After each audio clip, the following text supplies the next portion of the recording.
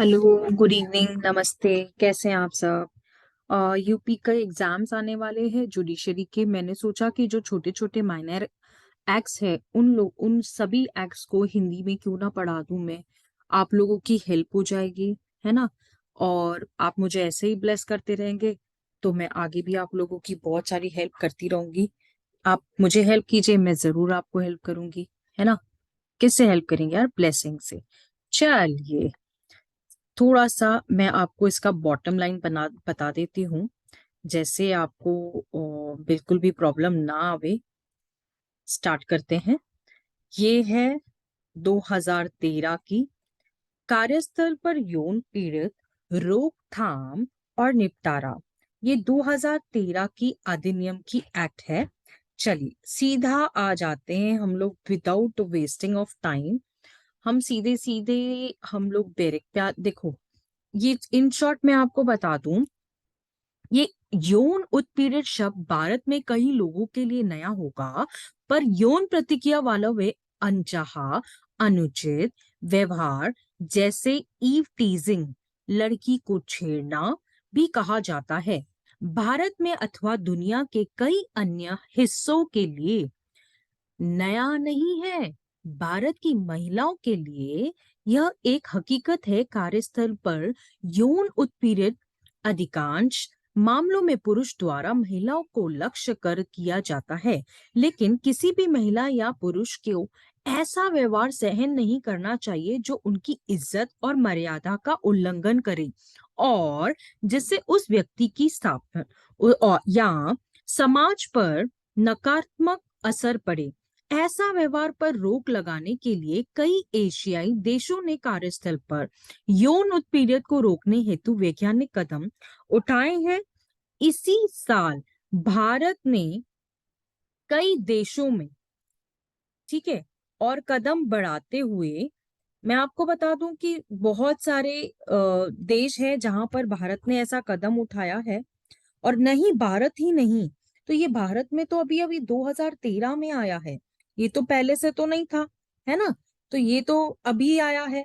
तो मैं आपको बता दूं कि ये बहुत ही आसान है। अगर आप इसे पढ़ेंगे तो बहुत सिंपल है, कोई हार्ड भाषा तो इसमें बिल्कुल भी नहीं दी गई है। ठीक है, चलिए सीधे सीधे आगे बढ़ते हैं। सीधे एक्ट की तरफ बढ़ेंगे हम लोग। इसके बारे में इन शॉर्ट आपको मैंने बता दिया कि क्या होता है। ठीक है, चलिए अब यहाँ पे आ जाते हैं। आप इसमें से एकदम आप क्लियर हो जाएंगे कि मैं क्या बोलना चाह रही हूँ। पीड़ित पर, न्योंजिक उद्योग पर, समाज पर मनोवैज्ञानिक पीड़ा, अपमानित महसूस करना, पीड़ित पर, हाँ, काम करने वाले प्रेरणा कम हो जाना, आत्मविश्वास कम हो जाना। ठीक है, देखिए आत्मविश्वास तो कम ही हो जाएगा अगर इस तरह की घटना जब घटती है लड़कियों के साथ में, तो क्या उनके आत्मविश्वास बढ़ जाता है। ठीक है, उद्योग पर, उत्पादन में गिरावट, आपसी सहयोग कम होने से, काम करने की प्रेरणा कम होने से, अनुपस्थितियों बढ़ जाना इससे। ठीक है, अब समाज पर देखो, हमारा जो समाज है ना, हमें तो वैसे भी बहुत परेशान करने आता है। तो पीड़ित व्यक्तियों को सामाजिक पुनरुद्धार के लिए लंबे समय तक चलने वाला खर्च, देखो कहीं ना कहीं तो समाज पर यही होता है ना, ये असर है। देखिए आप, व्यवहारिक बदलाव, जैसे अलगाव, अकेला रहना और अकेलापन महसूस करना, परिवार व दोस्तों से भावनात्मक रूप से कट जाना। ठीक है, ये है। अब इसका उद्योग क्या है? आपसी विश्वास पर सहयोग कम होने के कारण कंपनी की तरक्की में बाधा आना, बरोबर है।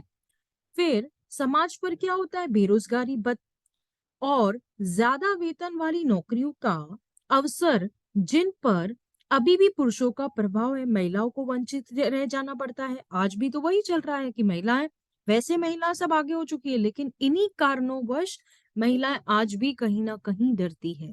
देखो तनाव आ जाता है ना, तनाव के कारण शारीरिक और मानसिक तकलीफ का शिकार हो जाना, जिससे नींद की गड़बड़ी, पेट की तकलीफ, शराब या नशीली दवाओं के लत पड़ जाना। देखो ये सारी बातों से लत तो पड़ जाती है, आजकल तो लड़कियां ड्रग्स भी लेने लगी है, ये सारी चीजें भी करने लगी। क्यों करने लगी है? क्योंकि हमें ये बातों से बहुत तकलीफ होती है। मैं एक महिला हूं और मैं इस बात को भली भांति जानती हूँ। ठीक है। यौन उत्पीड़ित से डरने से नए लोगों कर्मचारियों के नहीं आना, कंपनी की छवि धूमिल होना, ठीक है, कानूनी खर्च भी होते हैं जैसे समाज पर। उसके बाद कानूनी और आर्थिक खर्च, जैसे मैंने वहीं कहा, काम करना और जीने का असुरक्षित माहौल। देखो, जहां पर माहौल ही सही नहीं है तो आप काम कैसे करेंगे ना। उत्पादन और तरीके में बाधा। ठीक है। आई होप ये समझ में आया आपको। कई उद्योग और स्थापनों में यह माना जाता है कि यौन उत्पीड़ित के खिलाफ किसी तरह की भी व्यवस्था बनाने की जरूरत नहीं है, क्योंकि किसी कर्मचारी ने ऐसा मामलों को शिकायत नहीं की है। पर औपचारिक रूप में शिकायत के रूप रिपोर्ट न होने का यह मतलब नहीं है कि यौन उत्पीड़न की घटनाएं नहीं होती। जब से नई दिल्ली में दिसंबर 2012 में पैरामेडिक छात्रों पर बर्बर जानलेवा हमला हुआ है और उसके साथ बलात्कार की घटना घटी है, तब से दुनिया भर में भारत को महिलाओं के लिए असुरक्षित स्थान के रूप में जाना जाता है। महिलाओं को खिलाफ हिंसा की घटनाएं रोज मीडिया आपने तो सुना ही होगा कि मीडिया में ये सारी बातें तो होती है ना। भारत के कार्यस्थल में इससे अछूत नहीं है कि अगर हम यह मानते हैं कि संगठन समाज के लघु रूप होते हैं और समाज में असलियत दर्शाते हैं, तो यह कहा जाता है कि महिलाओं पर यौन उत्पीड़न की हिंसा स्थानों संगठनों में भी होती है। ठीक है। ठीक है, चलिए। हम अब मुझे लगता है यहां तक तो आप क्लियर ही हो गए। अब अब दूसरे पे आते हैं। यौन उत्पीड़न के संबंध में अंतरराष्ट्रीय और राष्ट्रीय विज्ञान के रूपरेखा। अब देखिए, मैं आपको सिंपल भाषा में एक्सप्लेन करने की कोशिश करूंगी कि जैसे आपको हिंदी भी समझ में आ जाए और आपको इस बात की डिफिकल्टी भी ना आनी चाहिए। ठीक है। चलिए आगे बढ़ते हुए, देखो जितना आप फास्ट आगे बढ़ेंगे ना तो उतना आपके लिए आसान हो जाएगा। चलिए आ जाते हैं सेकंड पर। ये बोलता है कि कई अंतरराष्ट्रीय मंचों पर भारत में भागीदारी और महिलाओं को मान विवाद और अंतरराष्ट्रीय संधियों में सहमति दिखाना इस बात की गवाही है कि भारत हर क्षेत्र में महिलाओं की इज्जत, समानता और सम्मिलित करने का प्रतिबद्ध है, जैसे कि भारतीय संविधान में स्पष्ट रूप में उल्लेखित किया गया है। It is written. ठीक है, उल्लेखित किया गया है। समानता का बढ़ावा देना और उत्पीड़ित उत्पीड़ित के समाधान के मुख्य तत्व निम्नलिखित प्रारूपों और मानकों के अंतर्गत रखे गए हैं। देखो, यहाँ पर है ना, अगर आप देखेंगे कि ये जो बात यहाँ पे बोली गई है 1948 में, अनुच्छेद 127 इज्जत, अधिकार, स्वतंत्रता की बराबरी है और हर तरह से भेदभाव के समान सुरक्षा की बात करता है ना। तो भेदभाव जब व्यवस्था रोजगार समझते, यहाँ पर 1958 में, 1966 में, ये सारी की सारी, देखो ये मुकदमे तो चले ही थे ना, ये सारी चीजें तो यहाँ पे चली ही है ना। फिर 1979 की बात की जा रही है। ठीक है, 1989 की बात की जा रही है। उसके बाद में ये सारे के सारे केस लॉज है। ठीक है। जैसे कि देखो यहाँ पर मैं बता दूं कि एचआईवी और एड्स को समझते हैं कि संचारण के काम में करने करने और उसके असर को रोकने के लिए कार्यस्थल के संचालक द्वारा कदम उठाए जाएं और कार्यस्थल पर हिंसा व यौन उत्पीड़न रोकने के लिए कदम उठाने, इसके एक पहलू होगा। ये तो जस्ट स्टार्टिंग है, ये तो सिर्फ बिगिनिंग है। समझ रहे हो आप ये बात को कि कितनी कितनी गहराई से ये चीजें यहाँ पे लिखी गई और आपके एग्जाम के प्री पॉइंट ऑफ व्यू से तो बिल्कुल समझने की जरूरत है। ठीक है। राष्ट्रीय वैज्ञानिक रूपरेखा। भारत में विशाखा दिशा निर्देश पहला कानूनी कदम है जिसके आधार पर कार्यस्थल पर यौन उत्पीड़न कर रोकने और उसके समाधान की दिशा में एक विस्तृत ढांचे की रूपरेखा बनी। इससे इस बात की मान्यता मिली कि कार्यस्थल पर महिलाओं का यौन उत्पीड़ित उनके लैंगिक समानता, अधिकार, जीवन और व्यक्तिगत को स्वतंत्र मूल अधिकार और कोई भी व्यवसाय चुनने की अधिकार का उल्लंघन करता है। तो देखिए, अब यहाँ पर ये जो बताया गया है कि विशाखा एवं अन्य ये जो केस है 1997 में, ये महत्वपूर्ण केस था। मुकदमे में भारत में कार्यस्थल पर यौन उत्पीड़न के मुद्दे महत्व प्राप्त हुआ। तो यह मुकदमा था सरकारी सामाजिक कार्यकर्ता भवारी देवी के सामूहिक बलात्कार का एवं महिला संगठन में विशाखा और विशेष खा और 4 अन्य लोगों के एक सामूहिक मंच की ओर और उच्चतम न्यायालय में दायर याचिका का संज्ञान लेते हुए उच्चतम न्यायालय के निर्देश जारी किए गए। सन 2013 में यह यौन पीड़ित कानून पारित होने तक ये निर्देश का नाम दिया गया 13 अगस्त 1997 को कि एक आत्मसहिक न्यायिक फैसला के अंग थे। इसमें कहा गया था कि यौन उत्पीड़ित लोकहित समानता और व्यवसायिक स्वतंत्रता के अधिकारों का उल्लंघन करता है। इसे यौन उत्पीड़ित परिभाषा शामिल की गई थी, जिसके अनुसार ऐसा व्यवहार अपमानजनक हो सकता है ना, कि महिलाओं की स्वच्छता और सुरक्षा का बाध्य पहुंच सकता है। इसमें यौन उत्पीड़न रोकने का और इस पर काबू करने की तरीके पर जोर दिया गया कि याचिकाओं की सुनवाई के दिशा निर्देश पर जारी किए गए थे। लेकिन इसके बावजूद भी भवारी देवी आज भी न्याय के लिए स्थानीय अदालत में दरवाजा खटखटा रही है। देखिए, ये जो केस दिखाया मैंने आपको, ये केस जो बताया कितना कितना पीड़ाजनक है, कितना तकलीफजनक है कि आज भी ये महिला दरवाजे खटखटा रही है, आज भी अदालतों में घूम रही है। देखिए, 2013 का ये केस है, ठीक है। महिलाओं पर यौन उत्पीड़न 2012 में यौन उत्पीड़न और महिलाओं पर हिंसा की बढ़ती घटनाओं से चलते हुए भारत में इसके खिलाफ कड़े कदम उठाने की मांग की। इसी संदर्भ में महिलाओं को कार्यक्षेत्र पर यौन उत्पीड़न सुरक्षा दिलाने और उत्पीड़न शिक्षितों के निदान की दिशा के सन 2013 में यह कानून बनाया गया कि इस अधिनियम के अनुसार यौन उत्पीड़न महिलाओं को समानता के मूल अधिकार है, जो संविधान अनुच्छेद 12, 15, 21 में दिए गए हैं। ये आर्टिकल्स की बात कर रहा है, उल्लंघन है। यह अनुच्छेद कानून को सक्षम समानता प्रदान करता है कि धर्म, जाति, लिंग, जन्मस्थल और आधार पर भेदभाव का निषेध करता है और जीवन में स्वतंत्रता अधिकार प्रदान करता है कि इस कानून में यह यौन उत्पीड़ित से निपटाने के लिए संबंधित पक्षों को उद्योग हेतु परिभाषा और साधनों का जिक्र है कि जिनका भेद अधिनियम 3, 4, 5, 6 में दिया गया है। कानून के 28 खंड में बताया गया है कि इसके प्रावधान फिलहाल किसी भी अन्य प्रचलित कानून के अतिरिक्त लागू होंगे, न कि उनका उन्मूलन करके। इसलिए वो मार्गदर्शक पुस्तिका को विशाखा दिशा निर्देश और सरकार द्वारा असूचित अन्य नियमों के साथ मिलाकर पढ़ा जाना चाहिए। ठीक है, यहाँ पे आप समझ गए। चलिए आगे बढ़ते हैं। भारत, यहाँ पे आ जाते हैं सीधा सीधा हम लोग अभी। भारतीय संदंड द्वारा 292 यदि किसी भी व्यक्ति को अश्लील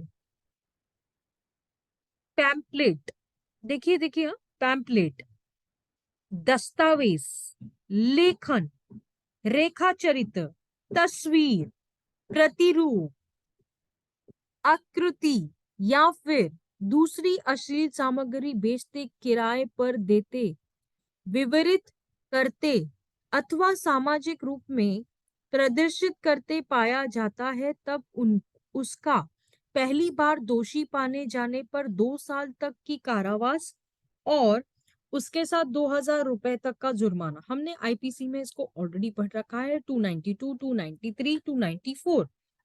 देखिए इसमें से आपको प्रश्न आ सकता है 354, 354A। ठीक है, चलिए एक बार इसको पढ़ लेते हैं तो आपको इसके बारे में फिर और अधिक जानकारी हो जाएगी। मेरे हिसाब से तो मैंने काफी कुछ बता दिया है आप लोगों को। धारा 293 क्या बोलती है? यदि कोई व्यक्ति ऐसी किसी प्रकार की अश्लील सामग्री जिनका विवरण धारा 292 में दिया गया है किसी अन्य व्यक्ति को बेचता, किराए पर देता, बांटता दिखता है या उस पर पहुंचता हो, तब पहली बार उसको ऐसे करने पर 3 साल तक के कारावास और 2,000 रुपए तक का जुर्माना के दंड दिया जाएगा, तथा दूसरे मर्तब या उसके आगे भी कर्मानुसार पाए जाने पर 3 साल तक का कारावास और उसे 5,000 रुपए तक का जुर्माना दंड में दिया जाएगा।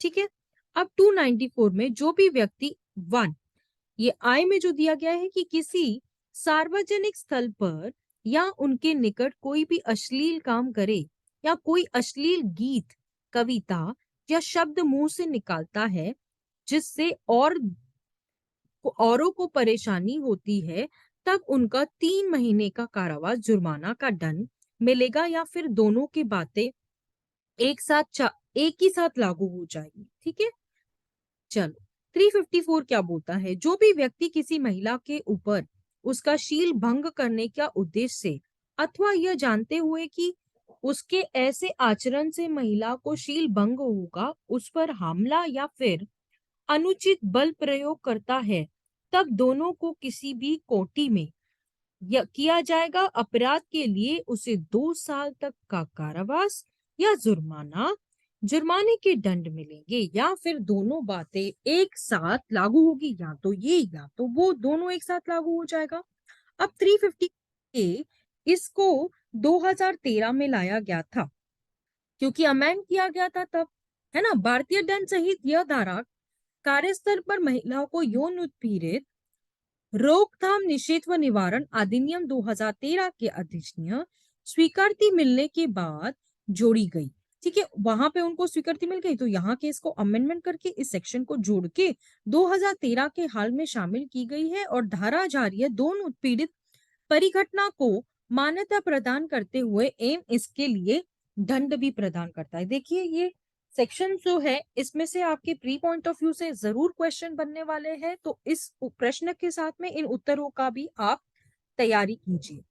ठीक है, चलिए इसके बाद में आते हैं 354C। ये 354C जो है इसको देखो एबीसी को 2013 में मैंने जैसे कि बताया आपको कि ऐड किया गया था, है ना।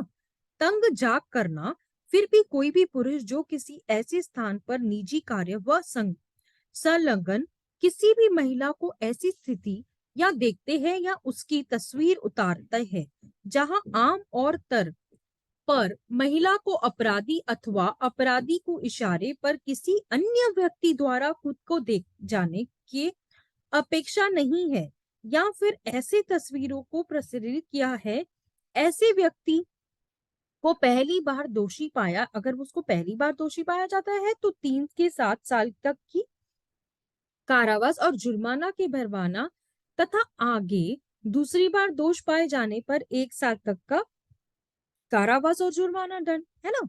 चलिए 354D जो कि स्टॉकिंग की बात करता है, पीछा करना। ठीक है, किसी पुरुष को पीछा करने का अपराध दोषी माना जाएगा। देखो यहाँ पर किसी भी महिला को अगर ऐसा कुछ होता है तो उन्हें दोषी माना जाएगा, करने के उपरांत भी उक्त महिला के साथ अंतरंग संपर्क कारावास, है ना, के लिए लगातार उसका पीछा करता है या अथवा संपर्क कायम करने के लिए। आजकल के लड़के आपने देखा है ना कैसे फोन करते हैं, कैसे पीछा पीछा करते हैं, लड़कियों को पीछे पीछे आगे जाने की कोशिश करते हैं। तो आजकल जैसे तो रील्स का जमाना है, तो रील्स के जमाने में तो देखिए ना ये सब बातें, ईमेल, है ना, ये सब इलेक्ट्रॉनिक मीडिया है, तो कहीं ना कहीं ये सारा चीजें तो होनी ही है, तो थोड़ा सा काबू तो करना ही चाहिए ना। निजी कार्य में आश्वास्य है कि ऐसे स्थान पर अथवा ऐसी परिस्थितियों के बीच किसी महिला को देखने जाने पर एकांत होने की महिला की अपेक्षा सर्वथा उचित है, और जहां पर पीड़ित महिला या गुप्तांग शरीर या पृष्ठवर्ता भाग या स्थान अनवर्त हो अथवा उनसे केवल अंतस्वर धारण करके रखे हो, या फिर पीड़ित महिला शौचालय या इस्तेमाल कर रही हो, या इस प्रकार की यौन क्रिया में संलग्न या हो जिससे सामाजिक स्थान पर नहीं किया जाता। इससे यह बात भी शामिल है कि पीड़ित महिला यदि अपनी तस्वीर उतारने के लिए सहमत नहीं देती है, लेकिन तस्वीर किसी भी तीसरे व्यक्ति के हाथ देने के बाद पर सहमत नहीं होती, या यदि तस्वीरों में अथवा कार्यों के प्रसारित किया जाता है, तब इस धारा को तहत ऐसे प्रसारण अपराध माना जाएगा। देखो, जैसे कि अब जो हमारी बोल्ड लड़कियां जो है, जो बिकनी शूट्स करने लगी है, अगर उनके बिकनी शूट्स में वो कंफर्टेबल नहीं है तो कोई बात नहीं, उन्हें नहीं करना चाहिए। जो कंफर्टेबल है, जो बिकनी होने दीजिए या ऐसे कपड़े होने चाहिए जो उन्हें कंफर्टेबल लगते हैं, तो अलग बात है। अगर ऐसा कोई जबरदस्ती उनकी तस्वीरें खींचता है तो उसके लिए भी तो सजा भी बनी गई है ना। इन आदेशों पर संकट महसूस होता है अथवा महिलाएं की मानसिक शांति भंग होती है। इनमें किसी भी उपचारण का दंड स्वरूप 1 से 5 साल तक का कारावास और जुर्माना भुगतना पड़ता है।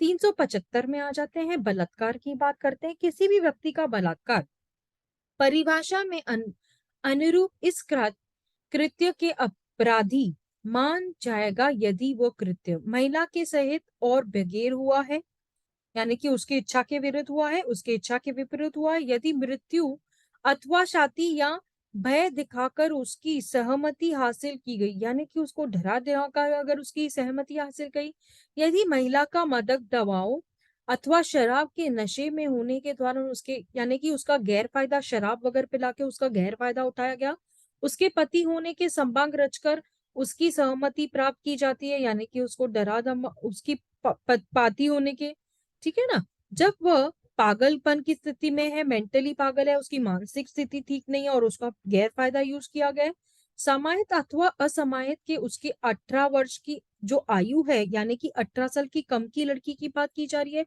जब वह अपमानी सहित व्यक्ति करने की आश्रम में है ना। तो धारा 509 के अंदर अगर हम आ जाते हैं कि महिला की शील भंग करने से उद्देश्य यह अथवा यह जानते हुए कि इस प्रकार भी आचरण करने की महिला की मर्यादा भंग होनी, सार्वजनिक स्थल पर हमले में किसी भी कोटि या अपराध में लिए दंड स्वरूप 1 से 5 साल तक का कारावास व जुर्माने की प्रावधान है। किसी भी महिला की शील भंग होने पर हमले के या उसके अपमान घटित होने पर सबसे अच्छी कसौटी है। ठीक है, महिला का शील भंग करने की नियत या जानकारी होने की अपराध, ऐसा आचरण अचलन उसका शील भंग होगा। अपराधी या व्यवहार कुछ ऐसा है जिसे महिला को बोध हो कि ठेस पहुंचाने वाला आचरण है के रूप में महसूस किया जा सकता है। ठीक है, अब ये जो है महिला को अश्लील चित्रण निषेध, ये 1986 की बात यहाँ पे बताई गई है। ज्यादा डिटेल में मैं नहीं जाते हुए आपको जो प्री पॉइंट ऑफ व्यू से है वो ही ज्यादा बताऊंगी। अब मामले में तथा अब देखिए यहाँ पे परिस्थिति का हिसाब कैसे किया गया है। इसमें जो अश्लील सूचना करना भंग जो है 67 यहाँ पे आपको भाग में बताया गया है कि जो भी व्यक्ति ऐसा कोई सामग्री जिसमें कमजोगित हो और जिसे देखने पढ़ने या सूचना सुनने के लिए लोगों का चरित्रहन को सकता है, छापता है, संचारित करता है या उसे इलेक्ट्रॉनिक माध्यम से प्रसारित करने का सहायता करता है। सी ये इलेक्ट्रॉनिक माध्यम से, देखो आजकल तो इलेक्ट्रॉनिक मीडिया ऐसे हो गई है ना कि यहाँ पर हम लोग कुछ भी कर सकते हैं, है ना। थ्रू इलेक्ट्रॉनिक 1 फोटो क्लिक और यहाँ से वहां चले जाता है। तो इलेक्ट्रॉनिक माध्यम से अश्लील सूचना का प्रसारित करना ये एक अपराध है। आपको इसके लिए 10 साल की सजा और 2 लाख रुपए का जुर्माना हो सकता है। ठीक है, उसके बाद आगे बढ़ते हैं। आगे बोलता है गोपनीयता का उल्लंघन करने के लिए दंड। अब यहाँ पर यह भाग जो कहता है कि इसी अधिनियम में अन्य किसी कानून में बताए गए तरीकों के कोई भी व्यक्ति यदि व्यक्ति की अनुमति के बिना मामले में संबंधित ऐसा कोई इलेक्ट्रॉनिक रिकॉर्ड, किताब, रजिस्टर, वार्तालाप संबंध जानकारी, दस्तावेज किसी अन्य व्यक्ति को दिखाए। यानी कि आपके पास किसी की फोटो है जिसमें वो लड़की ने ऐसे कपड़े पहने हुए हैं जो वो एकदम ये जो एक्सपोजिंग है, अगर उसको आप किसी और को दिखाते हो। आजकल तो जैसे होता है ना कि लड़के ने अब लड़कियां अपने किसी भी डर या दबाव से समझो कि उसके फोटो शेयर करती है और वो फोटो किसी और को दिखाए जाते हैं। समझो उसमें किताब हो सकता है, रजिस्टर हो सकता है या वार्तालाप हो सकती है, तो उसके लिए 2 साल तक की सजा है, 1 लाख रुपए तक का जुर्माना या दोनों भी हो सकते हैं। ठीक है, चलिए। आई थिंक मैंने इधर तक आपको जितना भी समझा उधर तक समझ में आया। तो मैं आगे आपको, ये सिर्फ 10 मिनट और है लेकिन मैं चाहूंगी आप उतना समझे तो मुझे बहुत अच्छा लगेगा। अगर आपको किसी भी बात की परेशानी या तकलीफ आ रही है तो मुझे जरूर पूछें। चलिए, bye bye all, God bless us all. मेरा, हाँ, इससे पहले मैं जाऊं, मेरे चैनल को लाइक कीजिए, शेयर कीजिए, और मुझे यूपी वाले अगर आप अपना प्यार देते हैं तो मैं ऐसे ही आप लोगों को वीडियोस बनाकर और आपकी हेल्प पूरी तरह से करने की कोशिश करूंगी। ठीक है, चलिए, नमस्ते।